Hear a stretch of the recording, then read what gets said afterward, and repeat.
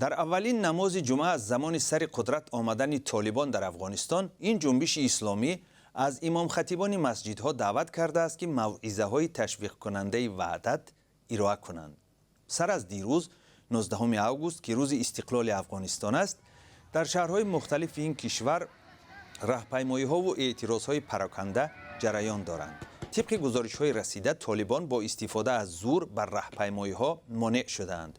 شاهدان به خبرگزاری ریترز گفتند که چندین شرکت کنندگان گردهمایی‌های اعتراضی به قتل رسیدند، ولی معلوم نیست که آنها اثنای تلاطم زیر پای ماندند و یا از تیر طالبان به هلاکت رسیدند.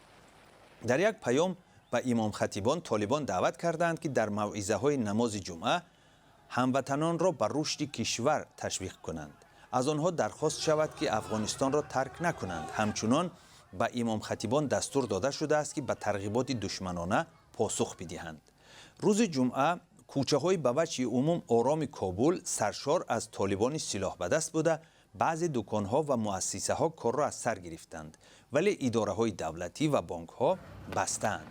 در فرودگاه کابل عملیات گسترده انتقال مردم به خارجه ادامه دارد.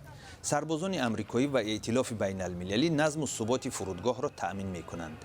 ژنرال هنک تیلور روز پنجشنبه 19 اوگوست گفت که در 5 روز گذشته نظامیان امریکایی بیش از 7000 نفر را از فرودگاه کابل به خارج افغانستان برآوردند. وزارت مدافع ایالات متحده آمریکا میگوید ظاهراً طالبان در فرودگاه با فرماندهان امریکایی همکاری میکنند، ولی خبرهای هم نشر شده است که طالبان در درآمدگاه‌های فرودگاه پاسگاه‌ها بنیاد نموده به بعضی افغان‌ها امکان ندادند که وارد فرودگاه شوند. این عمل باعث نگرانی در بین افغان‌های خواهشمند ترک افغانستان شده است.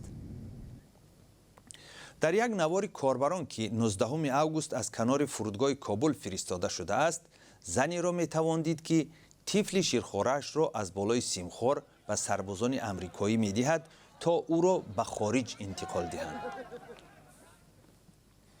دیروز یک سند مخفی سازمان ملل متحد دسترس روزنامه‌نگاران شد که مؤلفانش می‌نویسند طالبان خانه به خانه افراد را جستجو دارند که با نیروهای ایالات متحده آمریکا و پیمان ناتو همکاری کردند.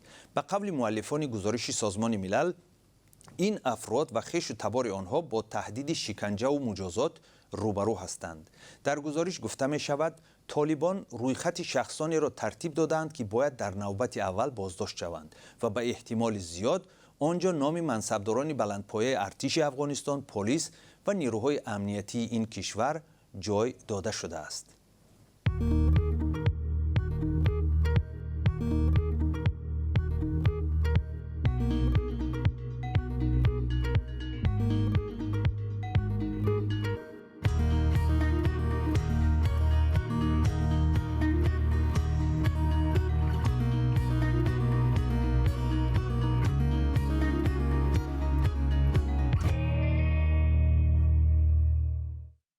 حزب دموکرات تاجیکستان